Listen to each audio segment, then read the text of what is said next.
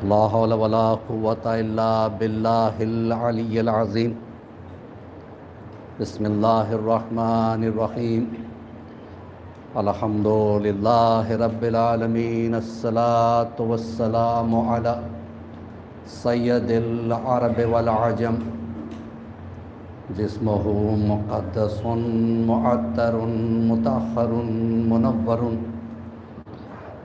نور الهدى مصباح الظلم جميع الشمم شفيع الأقم صاحب الجود والكرم والله عاصمه وجبريل قادمه والبراق مركبه والمعراج سفره وسدرة المنتهى مقامه وقاب قوسين مطلوبه والمطلوب تعوده والمقصود جوده سيد المرسلين أنيس الغربين الملقب بطه والياسين محبوب رب المشرقين والمغربين جد الحسن والحسين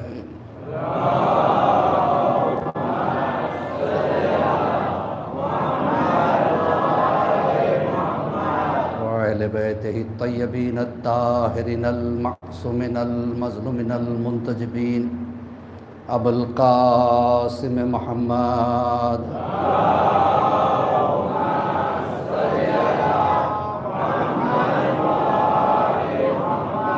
أما بعد فقد قال الله تبارك وتعالى في محكم كتابه المجيد وهو أصدق الصادقين وقوله الحق بسم الله الرحمن الرحيم ومن يطع الله ورسوله فقد فاز فوزا عظيما صلى الله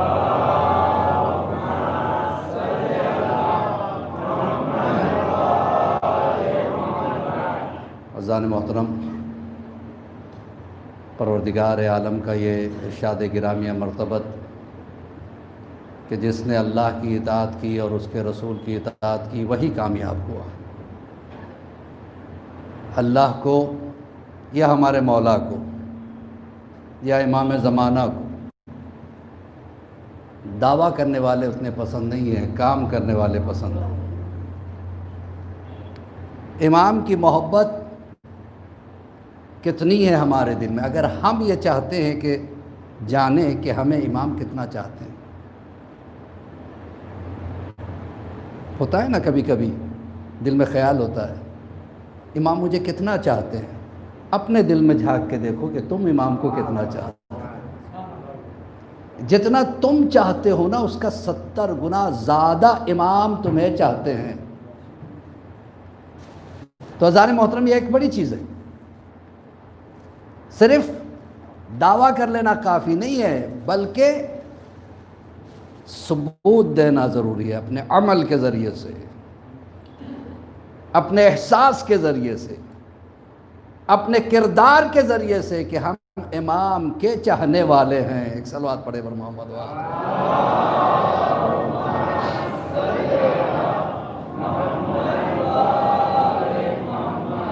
آیت میں اللہ کی اطاعت، پھر رسول کی اطاعت۔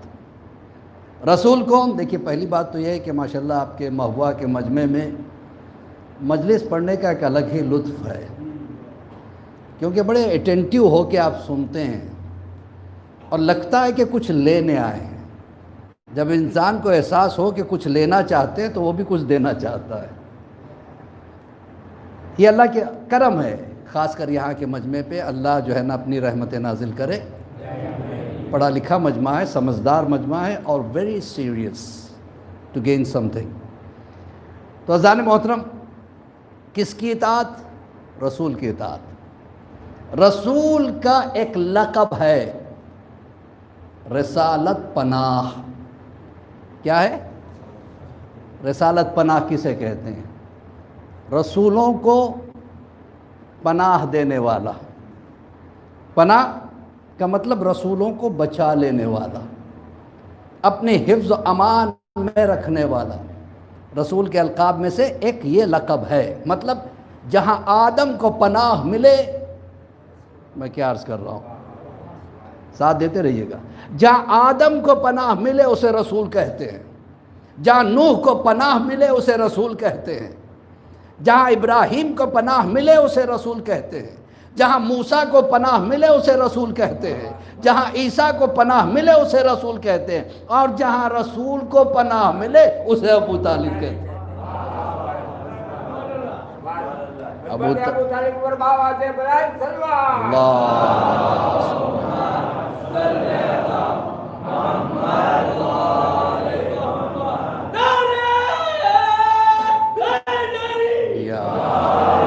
بڑے دنوں کے بعد یہ آواز سنی میں نے، ہمارا سلامت رکھے۔ یہ پہچان ہے ہماری۔ چھٹے سرکار کہتے ہیں کہ جب تم چاہتے ہو کہ کسی کی نسل کو آزماؤ تو اس کے سامنے اہل بیت کا ذکر کر دو۔ جو پاک نسلیں ہوتی ہیں وہ بولا کرتی ہے۔ ایک صلوات پڑھے پر محمد وآلہ۔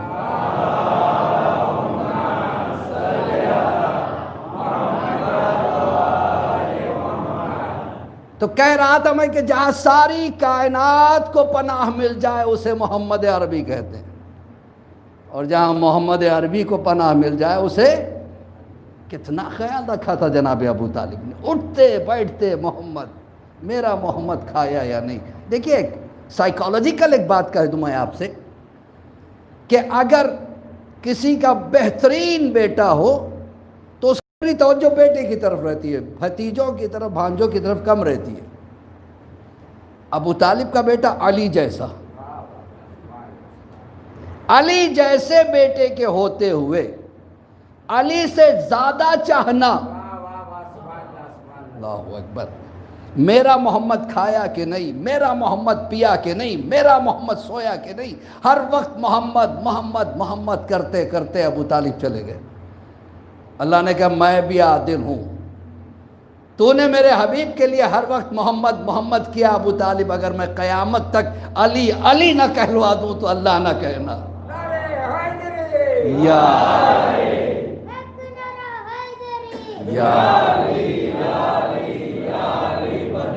حق حیدری زندہ باد، زندہ باد، زندہ باد۔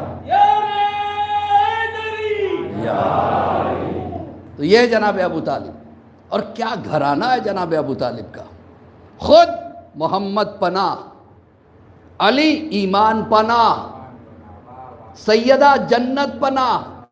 کیا عرض کر رہا ہوں میں، ساری کائنات کے مومنین کو جو پناہ دیتی ہے وہ جنت ہے، جو جنت کو پناہ دے اسے سیدہ کہتے ہیں۔ اور حسن و حسین دین پناہ، دین پناہ، یہ ہے ابو طالب کا گھرانہ، کوئی معمولی گھرانہ نہیں۔ ہم اور ہیں، یہ اور ہیں، ان کو سمجھنا تو بہت دور کی بات ہے، پہلے ان کے غلاموں کو سمجھ لو۔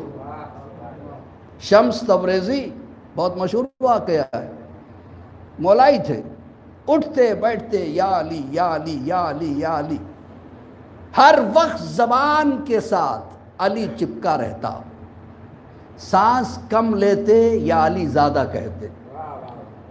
تو آپ سوچیں کتنا مولا کا چاہنے والا۔ اس زمانے میں ایک عالم دین تھے مولانا رومی،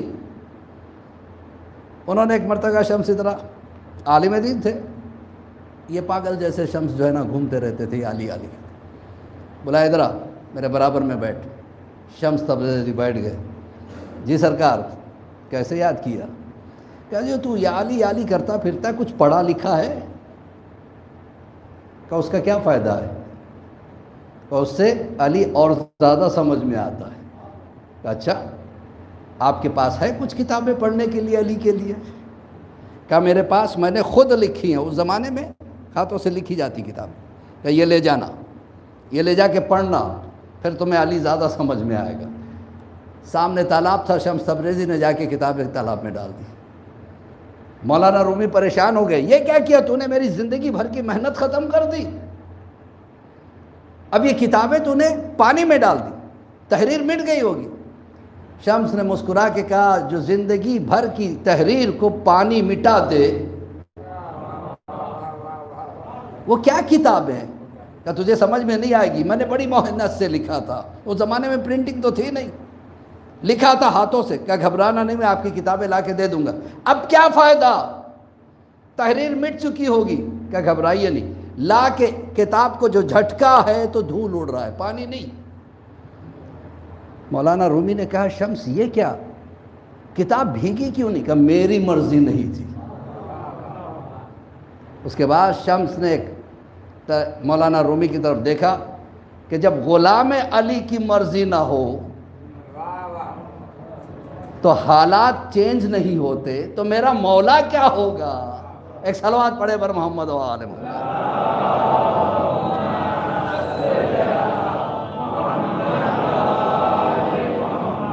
اچھا دنیا بھی جانتی ہے کہ ہم اور ہیں یہ اور ہے، پھر کیوں کہا جاتا ہے کہ تو ہم جیسے ہیں؟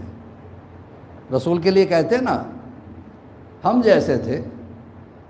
دیکھیے ایک چھوٹی سی مثال میں دے دوں، اکثر و بیشتر میں یہ مثال دیا کرتا ہوں تاکہ بچوں کے بھی بات سمجھ میں آ جائے۔ آج کل کنسٹرکشن کا بومنگ چل رہا ہے، ہر جگہ کنسٹرکشن ہو رہا ہے۔ مثال کے طور پہ مجھے ایک گھر بنانا ہے، تو میں نے کیا کیا، جا کے مجھے راڈس لانے تھے، راڈ سمجھتے نا، سریا، لوہے کا سریا، لوہے کے سریے خرید کے لانا تھا۔ تو میں نے دیکھا کہ مارکیٹ سے لوں گا تو مہنگا پڑے گا، میں کمپنی کے پاس چلے جاتا ہوں جو سریوں کو بناتی ہے، کیونکہ مینوفیکچررز کے پاس جو ہے نا قیمت کم ہوتی ہے، مارکیٹ میں لیں گے تو زیادہ ہوگی۔ تو میں ایک سریا لے کے گیا کہ یہ سیمپل کا سریا ہے، اسے رکھ، ایسے ہی مجھے سریے چاہیے 10,000۔ کہ اچھا مولانا ٹھیک ہے ہم بنا دیں گے 10,000، لیکن آپ کو 50% کیش دینا پڑے گا۔ میں نے کہا کوئی مسئلہ نہیں، میں نے 50% کیش پے کر دیا۔ پھر میں نے کہا کہ میں کب آؤں؟ کہا 1 مہینے کے بعد آئیے، اپنے 10,000 سریے لیتے جائیے، باقی 50% آپ ڈیلیوری پہ دے دیجیے۔ میں نے کہا ٹھیک ہے۔ میں نے کہا دیکھو سیمپل میں چھوڑ کے جا رہا ہوں، ایسے ہی ہونا چاہیے، بہت توجہ، کہ اچھی بات ہے۔ رکھ لیا اس نے، اور میں نکل کے چلا گیا۔ 1 مہینے کے بعد میں جب واپس آیا، میں نے کہا سریے تیار ہے؟ میں نے کہا میں ابھی پتہ کرتا ہوں۔ مینیجر کو بلایا، کہا ان کا آرڈر ریڈی ہے؟ کہا ہاں ہاں بالکل ریڈی ہے، لیکن آپ سے کچھ بات کرنا۔ میں چونکا، بھائی ریڈی ہے لیکن کیا مطلب، کیا پورے نہیں بنے ہیں کیا؟ وہ لے کے سائڈ میں گیا، جو وہاں کا ڈائریکٹر تھا اس کو کہا ایک گڑبڑ ہو گئی ہے۔ کہا کیا؟ کہا ہم نے جو سریے بنائے تھوڑے سے ٹیڑھے ہو گئے، اور ان کا سریا ہے سٹریٹ۔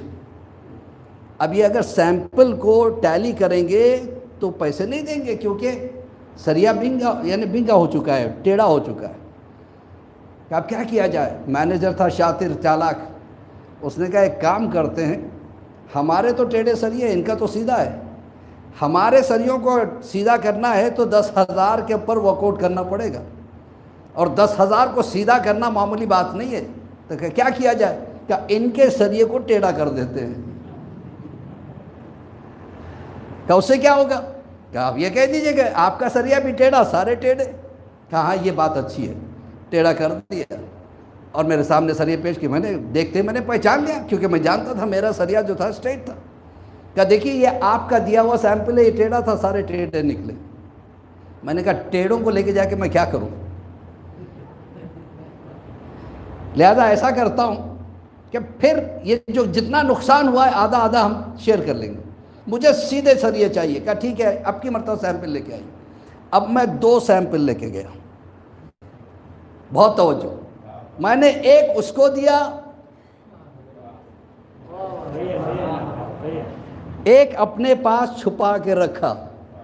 میں نے کہا دیکھ تو بنانا اس کو دیکھ کے، میں لوں گا اس کو دیکھ کے۔ اب سمجھ میں آیا کہ اللہ نے ایک کو کیوں چھپا کے رکھا تھا۔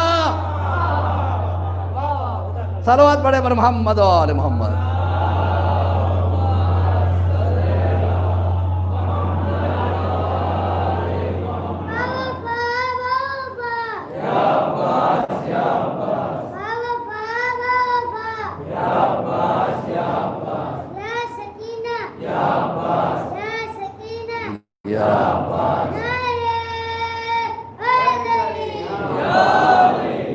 تو ظالم محترم یہ بھی بہتر طریقے سے جانتے ہیں کہ ہم الگ ہیں، یہ الگ ہے۔ اب یہ تو ایسے نہیں ہو سکتے، لہذا انہیں اپنے جیسا بنانے کی کوشش کی گئی۔ کل ہماری گفتگو ایک مقام پہ جا کے رک گئی تھی۔ میں نے ایک بات عرض کی تھی جناب یعقوب کی دعا کو سامنے رکھ کے، بد دعا کو، جناب یعقوب نے اپنے بیٹوں سے کیا کہا کہ عذاب تو تم پہ بہت پہلے آ چکا، تمہیں یاد نہیں ہے کہ ہم نے تو دیکھا نہیں کوئی عذاب؟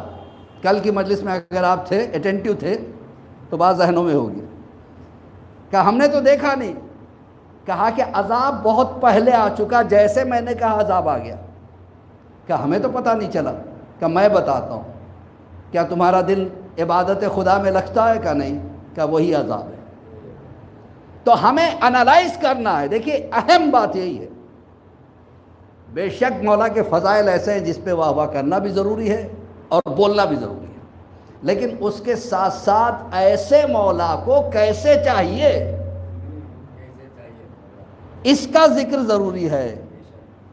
مولا تو ہے ہی قابل تعریف، اس میں کوئی گنجائش نہیں کہ آدمی ایک فریکشن آف سیکنڈ کے لیے بھی سوچے، لیکن مولا کو کیسے چاہیے اس کی ضرورت ہے۔ تو عزیزان محترم، تو عذاب کا مطلب کیا ہوا؟ اگر ہمارے دلوں میں نماز کی اہمیت نہیں ہے تو ہم عذاب میں مبتلا ہیں۔ لوگ کہتے ہیں قبر میں سانپ بھی آئیں گے، بچھو بھی آئیں گے۔ کیا کسی روایت میں آپ نے دیکھا کوئی فرشتہ لا کے سانپ بچھو چھوڑ جاتا ہے؟ نہیں، کوئی فرشتہ لا کے سانپ اور بچھو قبر میں نہیں چھوڑتا، ہم لے کے جاتے ہیں، ہم اپنے ساتھ لے کے جاتے ہیں۔ یہ غیبت سانپ بن کے آتی ہے، یہ حسد بچھو بن کے آتا ہے۔ وہ کہتے ہیں ارے ہم تھوڑی مانتے، آپ کے ماننے نہ ماننے سے کیا ہوگا؟ آپ اپنے آپ کو انالائز کیجئے، آپ اتنے طاہر ہیں، اتنے پاک ہیں، جس زبان سے آپ نام علی لیتے ہیں، جس زبان سے آپ نام سیدہ لیتے ہیں، اگر اس زبان سے آپ غیبت کرتے ہوں، اسی زبان سے آپ گالیاں دے رہے ہوں، اسی زبان سے آپ جھوٹ بول رہے ہوں، مولا صادق علیہ السلام فرماتے ہیں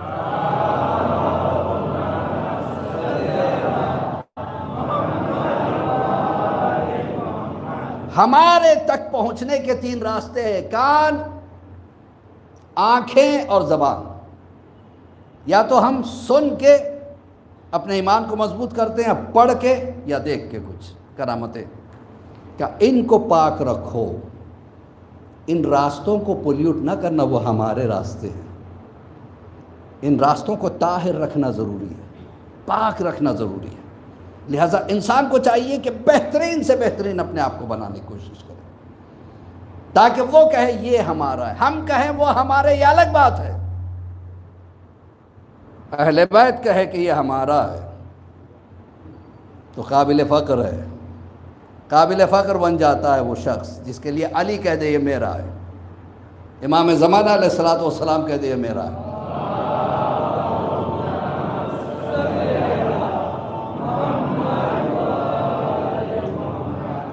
خیبر و خندق کا ذکر ضروری ہے، ورنہ ہمارے بچے دلیر نہیں ہوں گے۔ لیکن اس کے ساتھ ساتھ ایک بات کا احساس رکھیے، مولا کے لیے کیا فخر کی بات ہے خیبر کو اکھاڑ دینا؟ رہے جو سورج کو پلٹا سکتا ہے، اس کے لیے خیبر کیا چیز ہے؟ فضائل سننے ہوں تو یہ سنیے، مولا متقیان کیا کہتے ہیں، اسے فضیلت کہتے ہیں، جو دلوں کو ٹچ کر جائے، آدمی میں ایک چینج آ جائے۔ ورنہ ساری زندگی ہم مجلس پڑھتے رہے، سنتے رہے، جیسے تھے ویسے ہی رہے تو کوئی فائدہ نہیں۔ مولا کیا کہتے ہیں؟ اے پروردگار، جب میرا دل چاہتا ہے کہ میں خاموش رہوں تو بولتا رہے، میں خاموش رہوں تو بولتا رہے، میں سنتا رہوں تو بولتا رہے، تو میں قرآن پڑھتا ہوں، تو مجھے ایسا لگتا ہے کہ تو مجھ سے بات کرتا ہے۔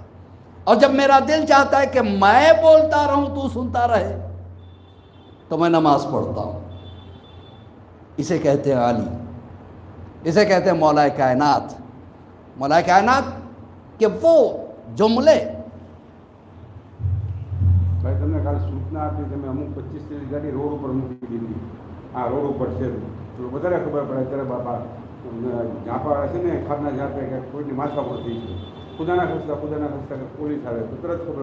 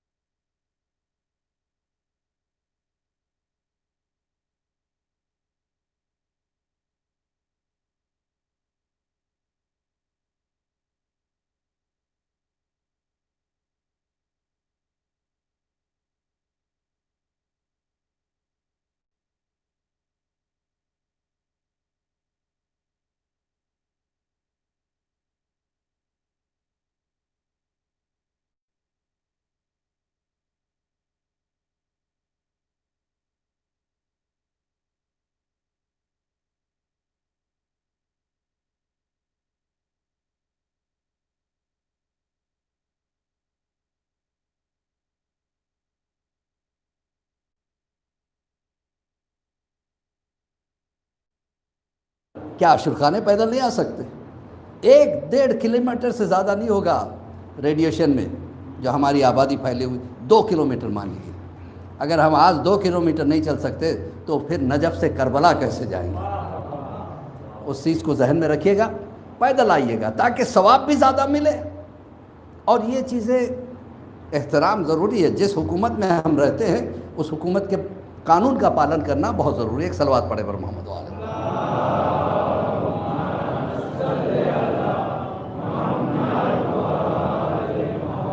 ان چیزوں کو کوئی ایفینسیو نہ لے، یہ کسی کے لیے ایفینس نہیں ہے۔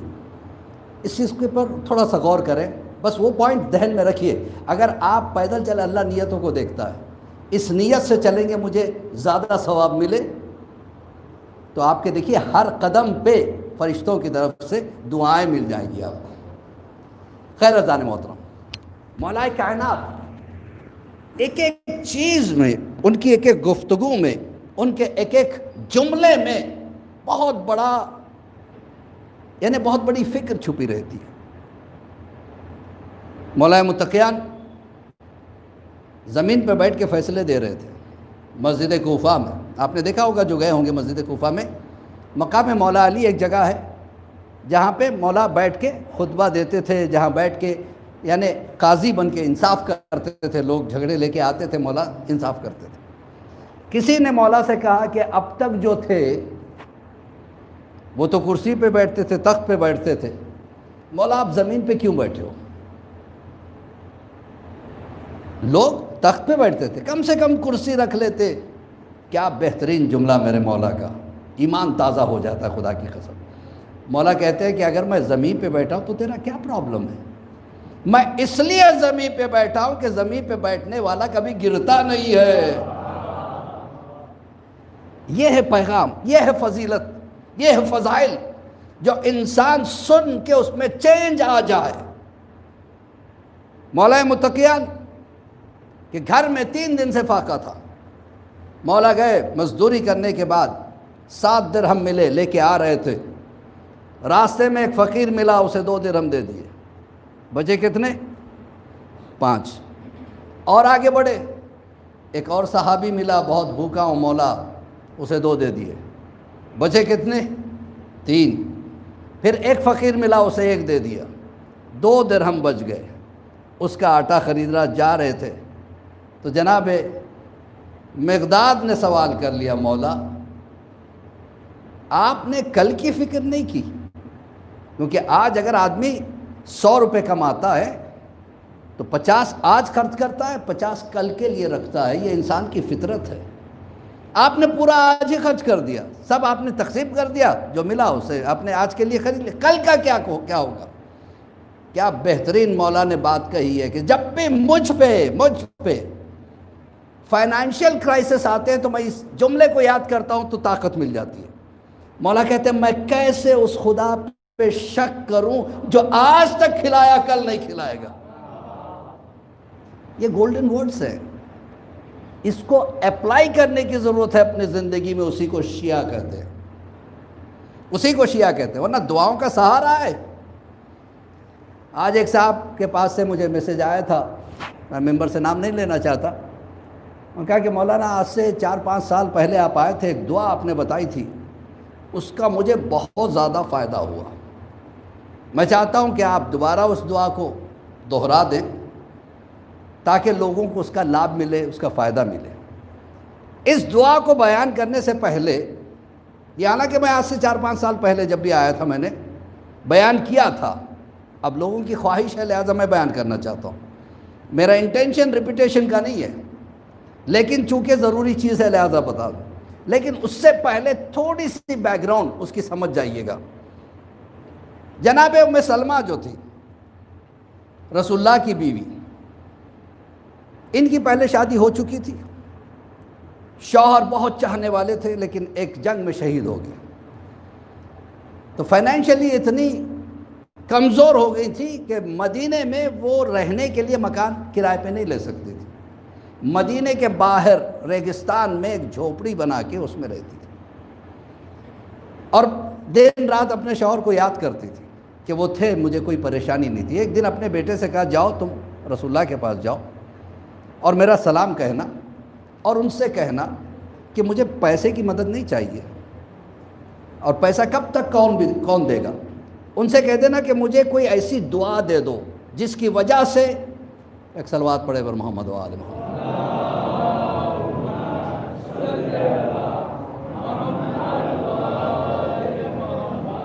تھوڑا سوشل ڈسٹینسنگ کا خیال رکھتے ہوئے تشریف رکھیے گا۔ ایک اور صلوات پڑھے پر محمد و آل محمد۔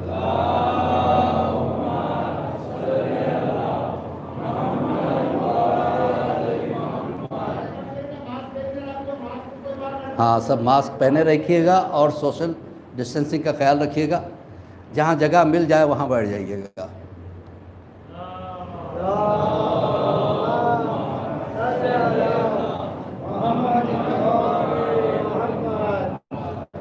تو جناب ام سلمہ نے کیا کہا؟ سرکار مجھے پیسے نہیں چاہیے، دعا دے دو جس کو میں پڑھوں اور میرے حالات بدل جائیں۔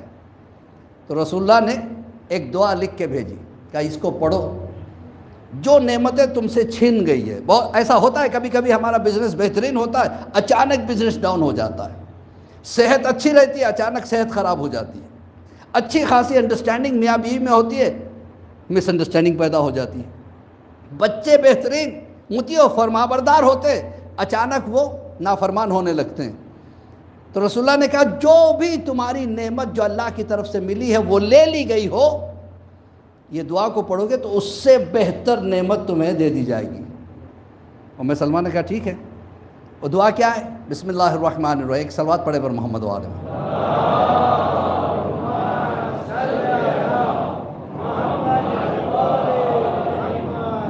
انا للہ و انا الیہ راجعون، اللہم اجعلنی فرجا و مخرجا وارزقنی خیرا من حیث احتسب و من حیث لا احتسب۔ ریکارڈ ہو رہا ہے، لہٰذا آپ اسے کہیں بھی جو ہے نا دوبارہ سن کے اس کو بہت کلیئرلی میں نے آپ کے سامنے پیش کیا۔ یہ دعا کیا ہے؟ پروردگار ہم تیری طرف سے آئے ہیں، ایک دن تیری طرف واپس لوٹ جائیں گے، مطلب نتھنگ از اسٹیبل، ہر چیز کو فنا ہونا ہے۔ مالک ہمیں کامیابی عطا کر، ورزقنی خیرا، مجھے خیر دے۔ خیر کا مطلب اولاد، خیر کا مطلب دولت، خیر کا مطلب صحت، خیر کا مطلب حب علی ابن ابی طالب۔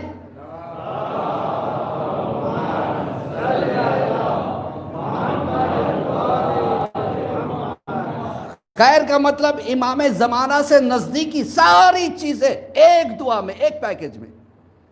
اس کو پڑھیے گا انشاءاللہ، ہر نماز میں 3 مرتبہ پڑھ لیجئے گا ہر نماز کے بعد۔ اگر آپ کا بزنس ڈاؤن ہے تو بزنس سٹیبل ہو جائے گا انشاءاللہ، بلکہ بہتر، رسول اللہ نے یہی وعدہ کیا، اس سے اچھے طریقے سے مل جائے گا۔ اگر آپ کی اولاد نافرمان ہے، خدا نخواستہ، تو فرما بردار بن جائے گی۔ اگر گھر میں جھگڑے ہیں تو محبت پیدا ہو جائے گی۔ نماز میں شوق نہیں ہے تو شوق پیدا ہو جائے گا۔ امام زمانہ سے دور ہیں تو نزدیکی آ جائے گی۔ ایک صلوات پڑھے پر محمد و آل محمد۔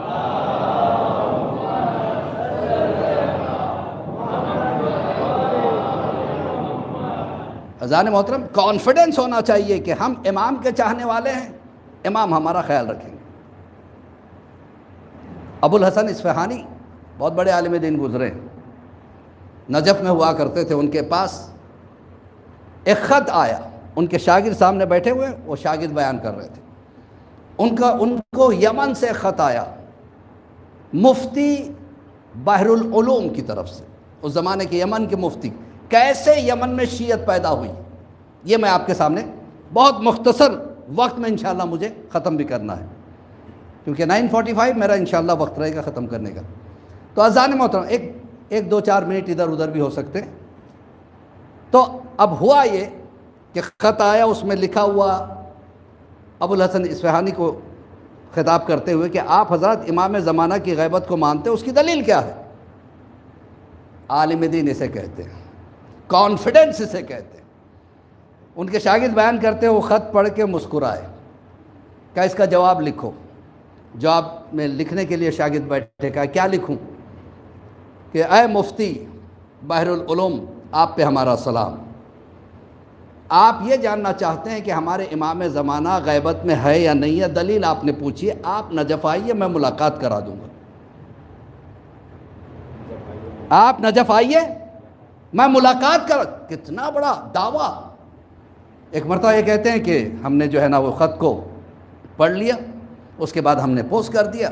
اب فوراً جیسے بحر العلوم کو پتہ چلا تو وہ اپنے غلام اور ایک بیٹے کے ساتھ وہاں سے نکل کے نجف آ گئے۔ نجف آ کے ایک جگہ قیام کیا۔ کسی نے آ کے ابو الحسن اصفہانی سے کہا کہ بحر العلوم آ چکے ہیں۔ کہا کہ ٹھیک ہے، رات کو کھانے پہ میرے گھر بلانا ہے، میں خود جا کے ان سے ملاقات کروں گا اور لے کے آؤں گا۔ اسے کہتے ہیں اخلاق۔ گئے، جا کے لے کے آئے، کھانا ہوا۔ کھانا ہونے کے بعد پھر انہوں نے وہی دعویٰ کیا کہ بتائیے آپ کے پاس کوئی دلیل ہے امام زمانہ کی غیبت کی، کہ امام زمانہ موجود ہے؟ کہ کل صبح میں آپ کو لے کے جاتا ہوں۔ کربلا میں ایک مقام ہے جسے مقام امام زمانہ کہتے ہیں، اور ایک وادی السلام میں مقام امام زمانہ موجود ہے۔ کہا ٹھیک ہے۔ گئے سیدھے وادی السلام میں مقام امام زمانہ میں پہنچے۔ پہنچنے کے بعد کہا کہ آپ انتظار کریں، میں ابھی آتا ہوں۔ انہوں نے وضو کیا اور وہاں پہ ایک چھوٹا سا کمرہ ہے، اس کے اندر چلے گئے۔ تھوڑی دیر کے بعد ایسے لگ رہا تھا جیسے دو آدمی آپس میں بات کر رہے ہیں۔ باہر بحر العلوم بھی ہیں، ان کے بیٹے بھی ہیں۔ کہا یہ کیا کر رہے ہیں اندر، کس سے بات کر رہے ہیں؟ اتنے میں اندر سے آواز آئی، آغا بحر العلوم آپ اندر تشریف لے آئیے۔ بیٹا آگے بڑھنا چاہا، اندر سے آواز آئی، آپ کے لیے اجازت نہیں ہے، نوکر کے لیے اجازت نہیں ہے۔ یہ تنہا اندر گئے۔ تھوڑی دیر گفتگو چلتی رہی۔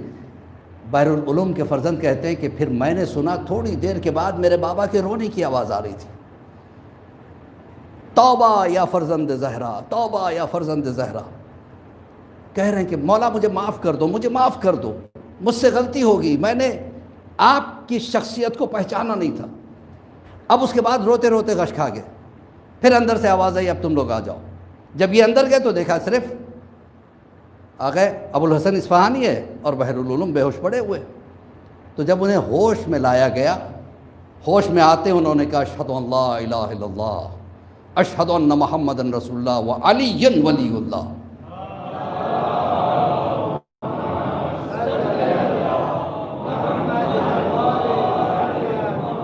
اس کے بعد وہ یمن گئے اور انہوں نے تبلیغ شروع کی۔ 4000 افراد کو یمن میں شیعہ بنایا۔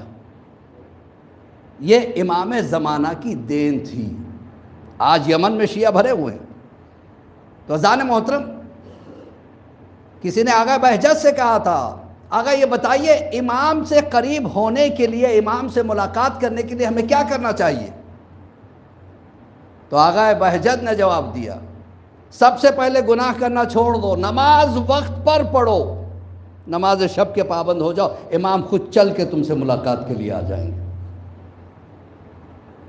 اذان محترم، کردار تو رکھیں ایسا، پھر اس کے بعد امام کو پکارے، ورنہ خدا نہ خواستہ ہمارے کردار برے ہو اور ہم کہیں اللہ جل اور مولا آ جائے اور ہم سے سوال کر لے کیا اس لیے مجھے بلایا تھا کہ میں تو۔ دیکھیے ہم چہروں کو دیکھتے ہیں، لیکن امام کے سامنے وہ چہرے آ جاتے ہیں جو اندر کے ہیں۔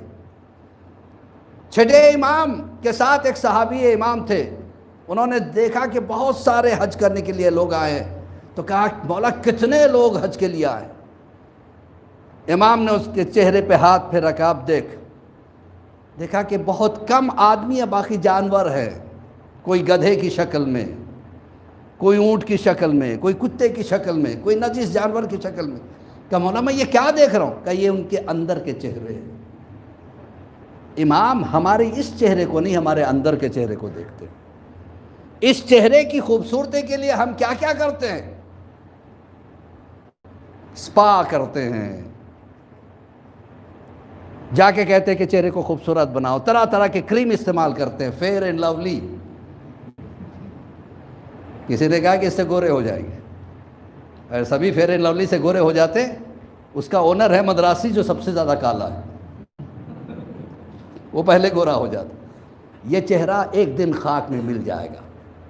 اصلی چہرہ جسے حسین بنانا ہے وہ روحانی چہرہ ہے۔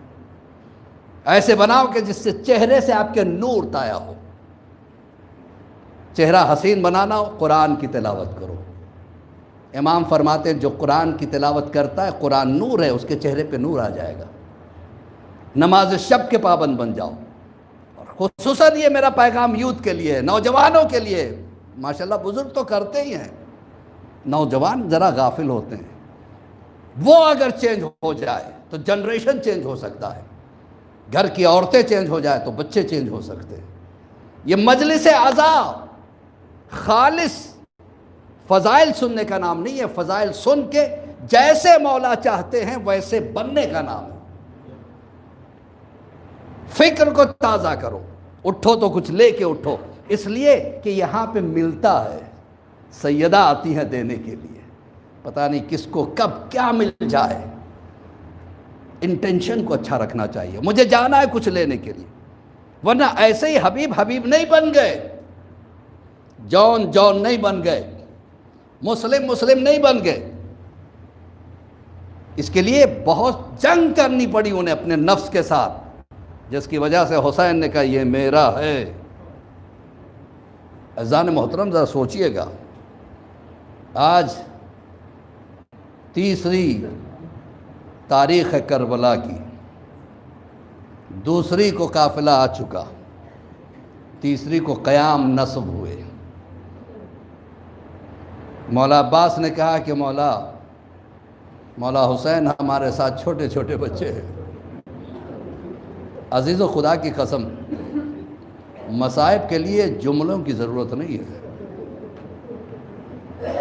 ایسے بھی میں نے مومنین دیکھے جہاں نام حسین کہا ایسے آنسو چلے ہیں جیسے نل کھول دیا گیا ہو۔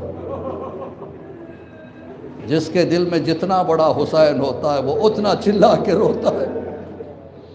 اور مولا سجاد نے کیا کہا، اگر تمہیں رونا نہیں آتا تو رونے کا چہرہ بنا لو، اگر آنسو نہیں آتے تو آواز نکالو جیسے رو رہے ہو، اس لیے کہ تمہاری اس آوازوں کو سننے کے لیے بقی سے ایک بی بی پہلو تھامے ہوئے آ جاتی۔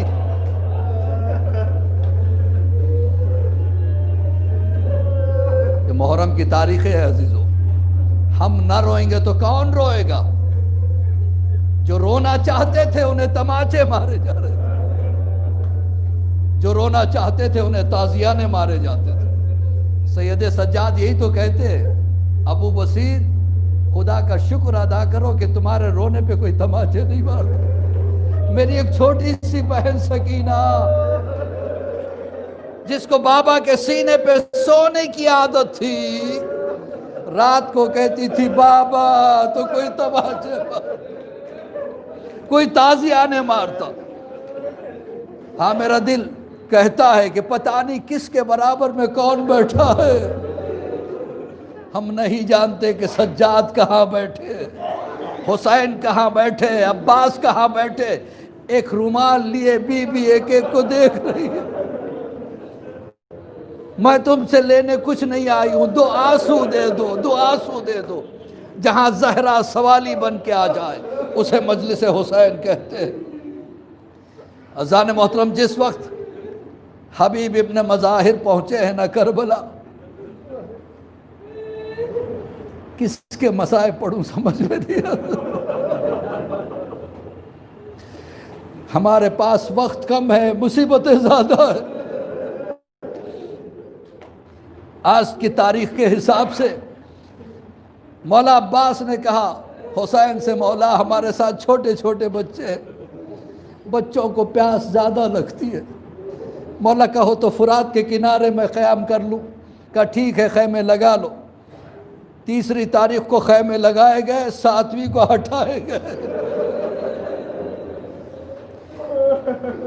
اللہ اکبر، 7ویں کو کیسے ہٹائے؟ یزید کی فوج آئی، یہاں سے خیمے ہٹائے جائے، ایک مرتبہ علی کے لال کو چلا لا گیا۔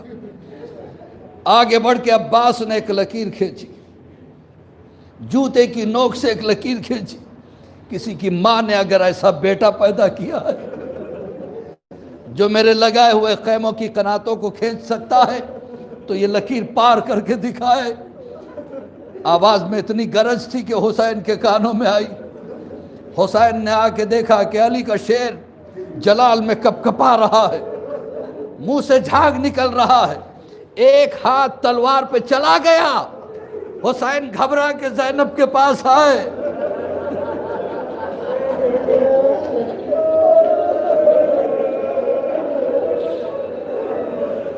حسین گھبرا کے زینب کے پاس آ گئے. زینب قیامت آ جائے گی اگر عباس کی تلوار نیام سے نکل گئی، غضب ہو جائے گا. زینب کہا بھیا منع کر دو. کہ کیسے منع کروں؟ دربار ولید میں عباس کو جلا لایا، میں نے روکا تھا. ہن نے لجام پہ ہاتھ ڈالا، جلا لایا، میں نے روکا تھا. زینب حیا آتی ہے میرے بھائی سے. زینب نے کہا فضہ ادھر آ. سن سکیں گے آپ؟ ماتم کرتے ہوئے سنے گا، پتہ نہیں کل کون زندہ رہے. فضہ ادھر آ، جا کے زینب کا سلام کہنا. ایک مرتبہ فضہ گئی، عباس زینب شہزادی. عباس زینب شہزادی تجھے سلام کہتی ہے. یہ سننا تھا. عباس نے پھر گالوں پہ تماچے مارے. میں کہا شہزادی کہا، دوڑے ہوئے آئے، خیمے کے باہر گھٹنوں کے بل بیٹھ گئے. اے شہزادی آپ مجھے سلام. زینب کی آواز آئی، عباس محل سے تلوار نہ نکالنا، خیمے ہٹا لینا.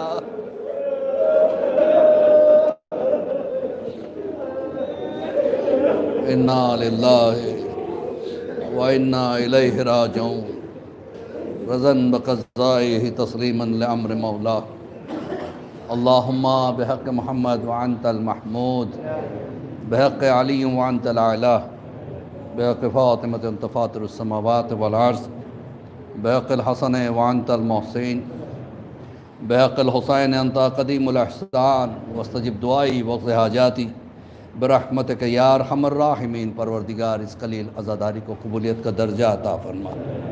پروردگار تو بہتر واقف ہے، ہم غم حسین کی بنا رہ نہیں سکتے، اس لیے ہمارے بچے، ہمارے جوان، ہمارے بزرگ سب حسین کا ماتم کرنے چلے آئے. میرے محبوب ہر قسم کی آفتوں سے، مصیبتوں سے محفوظ رکھنا. میرے محبوب جو بیمار ہے، کرونا وائرس کے شکار ہیں، پروردگار انہیں شفائے کلی عطا فرما. پروردگار ہمیں توفیق دے کہ ہم سکون کے ساتھ رو لیں، سکون کے ساتھ یہ محرم برپا کر لیں. پروردگار امام کے ظہور میں تعجیل عطا فرما. ہم سب کو امام کے چاہنے والوں میں شمار فرما. ماتم حسین.